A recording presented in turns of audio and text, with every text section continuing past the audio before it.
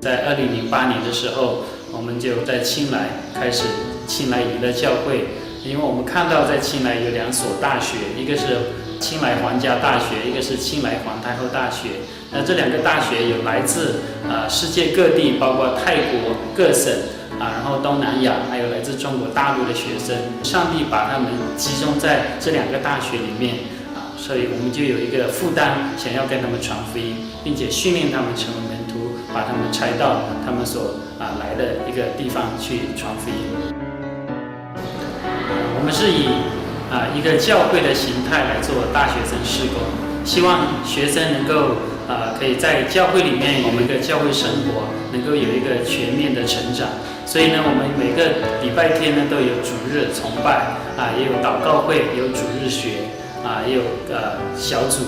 聚会。那我们的除此之外呢，我们就会透过一些福音茶会、布道会来做这个传福音的媒介。然后呢，我们也有一个门徒训练大学生毕业以后，我们也会让他们留下来，给他们一段时间密集的训练，让他们能够可以就是带着使命回去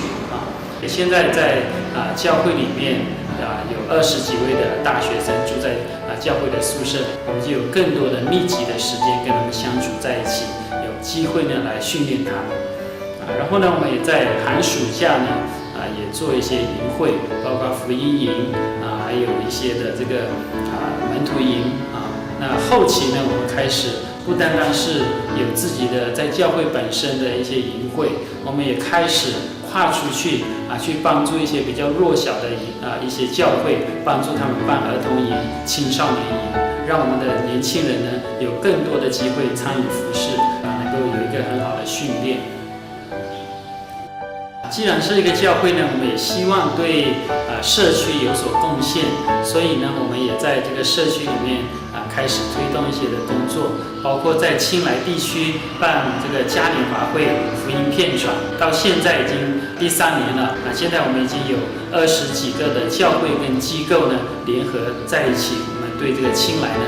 做这个嘉年华会传福音，也带来一个很大的传福音的热潮，所以非常感谢主。那同时呢，我们也希望在这个社区呢可以开一个的语文补习班可以透过这个语文补习班有更多的人可以进到教会，可以听到福音把这个语文学校成为一个传福音的桥梁对未来的展望，我们希望可以在青莱这个地方建立一个宣教中心在这个宣教中心里面呢，有教会，有大学生的宿舍也有这个语文学校。那我们希望在这个基地能够训练人才，能够拆开到东南亚各地去传福音，去建立福音的据点。那现在感谢主，上帝赐给我们一块地，我们已经拥有一个产业，但是我们需要更多的经费，可以来建立这个宣教大楼。求上帝来为我们预备，也希望每一位弟兄姐妹，你们看到上帝使用你上帝感动你的话，你就可以来参与在这个事工里面。除了可以为我们祷告为我们奉献，也可以到我们这边来跟我们一起来有一段时间的同工，可以参与在这个事工里面。愿神赐福大家。